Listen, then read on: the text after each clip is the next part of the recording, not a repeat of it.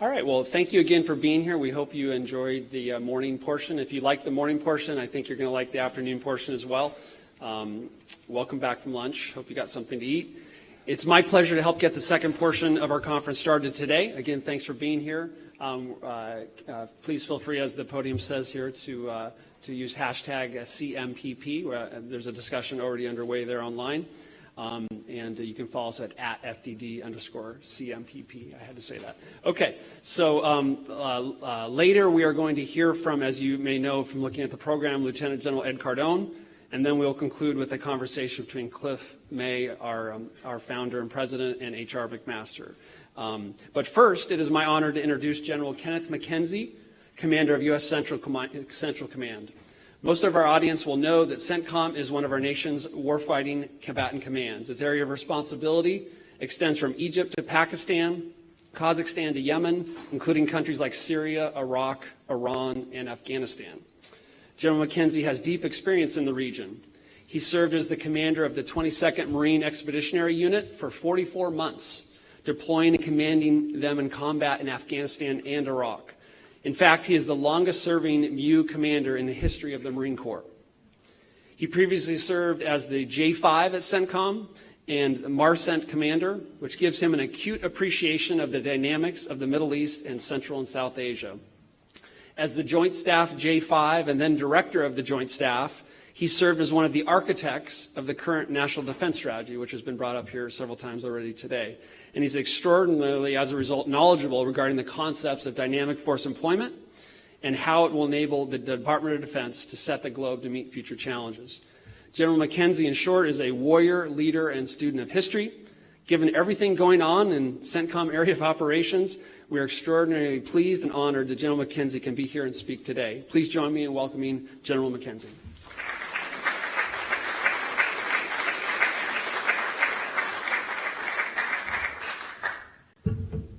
Good afternoon, everyone. I need to talk to my agent about how I got the coveted after lunch speaking slot. Before I really get started with my remarks, I'd like to take just a minute to recognize the Center on Military and Political Power.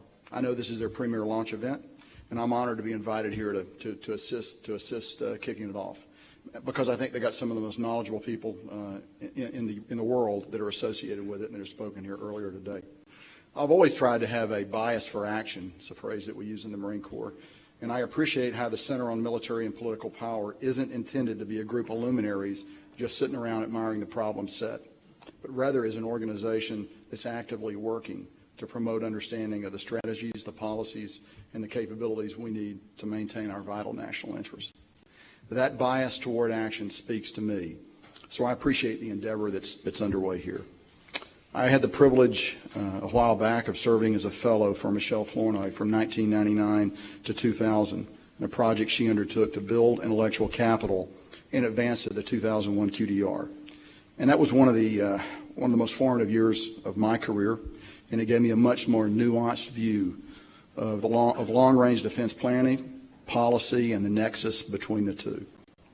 So Ms. Flournoy, the Honorable Ms. Flournoy, Ambassador Edelman, Dr. Kagan, General Keane, frankly, everyone who's preceded me on this stage today, all represent the best and brightest in their fields. There are people that make things happen. There are people that just don't talk about making things happen.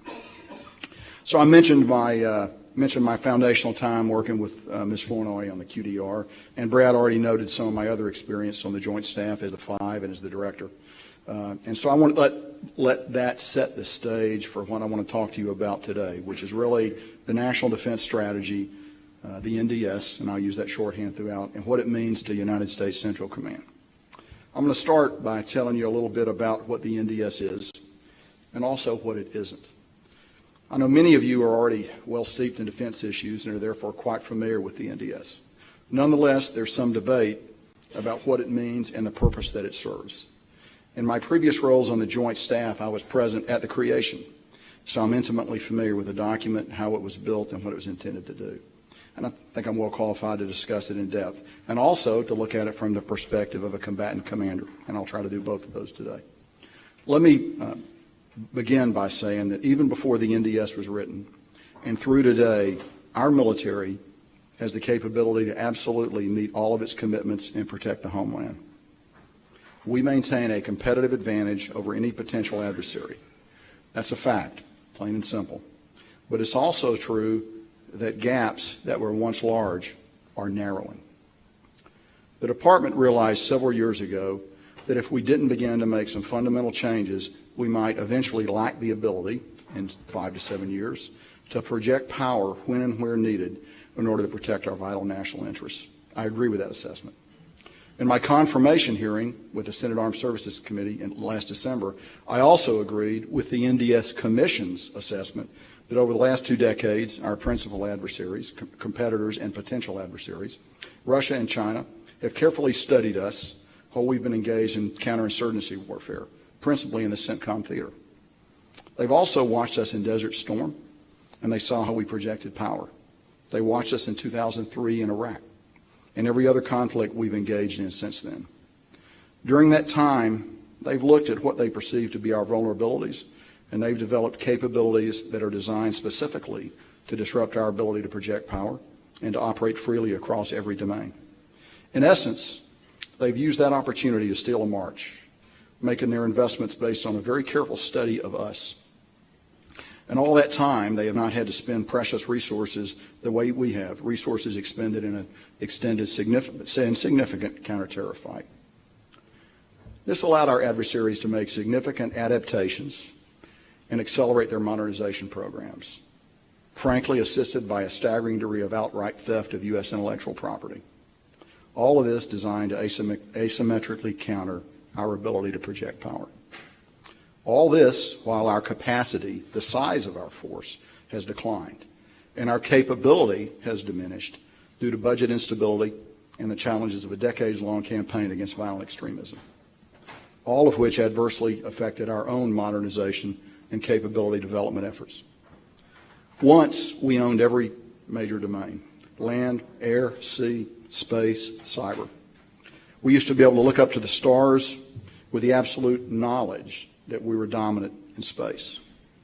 We never used to question our complete dominance in the cyber world. But today, all of those are contested areas. And if we don't adjust now, we're going to lose our competitive edge. Today's strategic environment is extraordinarily complex and volatile, and I know that's been brought out by many of the speakers that you've already heard today. But the threats to our national interests are actually pretty clear. The NDS characterizes and prioritizes our strategic challenges with the 2+3 framework that you're all familiar with, naming China and Russia as the primary challenges, the pacers, if you will, along with North Korea, Iran, and violent extremism. The NDS is meant to be a framework that provides a benchmark against which we can measure our capabilities. It's not intended to be predictive of future crises or armed conflicts. Rather, it's an important tool for planning, managing risk, and developing capabilities. If you take nothing else away from my remarks today, understand that critical point. The NDS isn't a predictive tool. It's a planning tool.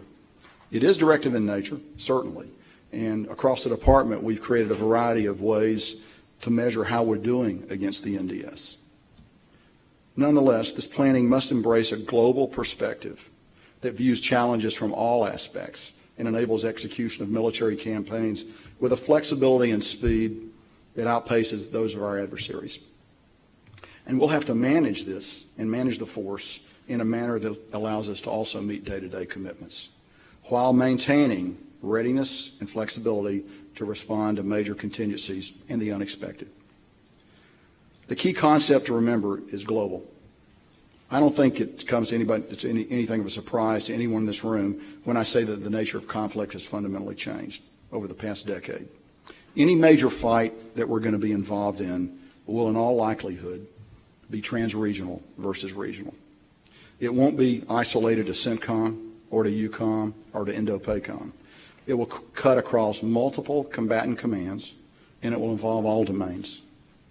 So we have to look at how we posture ourselves globally, because we simply don't have sufficient resources to be where we want to be in the right numbers every place we want to be all the time. And certainly not from a combatant commander's perspective, for which I now have a renewed appreciation. And that's very important. You can't make global decisions from the perspective of a single combatant command perspective. Only the Secretary of Defense can make those kinds of global decisions. And it's the responsibility of the Secretary, assisted by the Chairman and the Joint Staff, to ensure we're correctly postured and the globe is set in accordance with our nation's strategic priorities. Let me put that into a practical perspective. A couple of weeks ago, instead of having a carrier strike group operating in the Arabian Sea in support of Centcom and one in the Med, we had two carrier strike groups, the Abe Lincoln and the Stennis, operating in the Mediterranean. What does this mean as far as setting the globe? It means we have two carrier strike groups positioned to provide strategic support to three combatant commands, EUCOM, AFRICOM, and CENTCOM. As all of you know, and I'll address it later in my remarks, that central position, if you will, for those two strike groups gave us the strategic flexibility to rapidly flex a strike group to CENTCOM when circumstances dictated. Would the CENTCOM commander, any CENTCOM commander, like to have his own carrier strike group in the theater on a 1.0 heel-to-toe basis, to use a term of art that we use? Of course I would. But from a practical standpoint, we don't have the luxury any longer of stovepiped ownership of strategic assets. Properly position these assets, and particularly those with global mobility, they can provide capabilities and deterrence against multiple adversaries and threats while operating across and between multiple COCOMs. That's something you've just seen happen. And this is what we refer to in the NDS as the dynamic force employment construct. Setting the globe with the ability to project power wherever needed to safeguard our national interests and those of our allies and partners. So let me use that point to sort of transition and go a level lower and talk a little more directly about CENTCOM and our particular challenges in the theater. The CENTCOM AOR is one of the most complex, richly diverse regions in the world. Nearly 600 million people, 20 countries, 3 of the world's 5 major religions, the most energy-rich region in the world, and 3 critical maritime strategic choke points, the Suez Canal, the Bab el-Mandeb, and the Strait of Hormuz. All make points for energy and trade, and the ability of commerce to transit those global commons and the choke points associated with them is vital for the global economy. Since 2001, in the aftermath of 9/11, CENTCOM has been charged with the responsibility of commanding multiple, often simultaneous combat missions in our region. During that time, confronting terrorism and defeating violent extremist groups has been the primary objective of U.S. national power in the region. 18 years later, CENTCOM is still the only geographic combatant command conducting multiple active combat operations. So we recognize the strategic importance of the central region to our national interests. There are 4 key things that I think argue for why we need to remain engaged in Central Command. First, and most importantly, we must not allow another attack on our homeland. The CENTCOM AOR is the world's epicenter for terrorism and VEOs. The 9/11 attacks, based on al-Qaeda's safe haven in Afghanistan, was a wake-up call that terrorism could be exported from anywhere in the world. Second, we can't allow violent extremist organizations or rogue nations to acquire weapons of mass destruction. Our active presence in this region prevents VEOs from coming together toward that purpose, and it also helps prevent the proliferation of WMD, or weapons of mass destruction materials. Third, instability is contagious. It does not respect national borders, and it grows and spreads if left unchecked. A stable Middle East underpins a stable world. In an already volatile region, our steady commitment to our allies and partners provides a force for stability. As the President's national security strategy states, we must also, quote, work with partners to neutralize Iran's malign activities in the region, unquote. Let me be perfectly clear as I reinforce that point. The long-term, enduring, most significant threat to stability in the Central Command AOR is Iran and the Iranian regime's malign ambitions across the theater and indeed globally. The fourth reason is the reemergence of the great power competition, the main challenge highlighted in the NDS. China and Russia seek to dominate and influence not just their own geographic regions, but the central region as well. Just as great power competitors look to influence energy and trade in the Middle East following the First World War, China and Russia are working very hard today to reshuffle the balance of power in the CENTCOM area responsibility. trying to displace the U.S. from our current position of influence in the region. We understand that adjustments in the global force posture and our ability to manage it are going to force us to accept additional risk. But as we approach our evolving role in Centcom, we'll approach it with intellectual agility and determination, acknowledging the priorities and our missions outlined in the NSS and the NDS, and knowing that we can't be the main effort of our nation's scarce resources in perpetuity. We recognize that. Now I want to go back and talk just a little more about the third point that I made about regional instability. And I'll say again, the long-term challenge we face in the Central Command Theater is Iran. Their hegemonic ambitions, their misbehavior, and their threats to us and our partners in the region have been consistent elements of the regime's policy for many years. The United States has levied diplomatic, information, and economic efforts against the regime in an effort to convince them to cease those unproductive behaviors. My responsibility is the military element of our whole-of-government approach. As part of that, our forces conduct freedom of navigation operations in the Strait of Hormuz. We continue our commitment to the stability of the government of Iraq and our efforts to build the capacities of our regional partners. In these and other ways, our military forces complement all other government efforts to counter Iranian malign influence in the Middle East. And as you consider military forces, keep in mind that our strategic strength has never rested solely on the volume of material we bring to the fight, but rather on the partnerships, the alliances, and the whole of government efforts that, frankly, no other country in the world can match. That's a great advantage that we seek to apply in the Central Command area. We've been working to build a strong coalition of nations to deter Iran's threats in the region and around the world, ensure freedom of navigation, and convince the Iranian regime to end its destabilizing activities. Those include the Iranian regime's support to militant partners in terrorism, its proliferation of advanced weapons, including ballistic missiles and unmanned armed aerial systems, its malicious cyber activities, and unprofessional naval actions. These activities across the region exacerbate our partners' challenges in an already complex and volatile environment. The Iranian regime directly engages in far-reaching terrorist activities. The Islamic Revolutionary Guard, most prominently or most preeminently through its Quds Force, is the Iranian regime's primary means of directing and carrying out its global terrorist campaigns, providing funding, equipment, training, and logistical support to a broad range of terrorist and militant organizations. Today, as I am speaking to you, the Iranian regime is providing support to many designated terrorist groups, including Hezbollah, Hamas, the Palestinian Islamic Jihad, the Popular Front for the Liberation of Palestine, General Command, Kataib Hezbollah in Iraq, and the Al-Ashtar brigades in Bahrain. And as we witness the humanitarian catastrophe in Yemen, it's important to remember that Iran is behind the irresponsible behavior that actually led to the overthrow of the government of Yemen and created the crisis we now have in Yemen. The humanitarian tragedy that we confront in Yemen is the child of Iranian ambition and their support for the Houthis in trying to create a Hezbollah-like state in Yemen. Now, we know that the Iranian regime knows what our military capabilities are, and they have a healthy respect for them, and that's good. And while they have avoided direct military conflict with the United States and our partners, they have demonstrated the willingness and ability to attack our people, our interests, and our friends and allies in the confused and complex zone just short of armed conflict.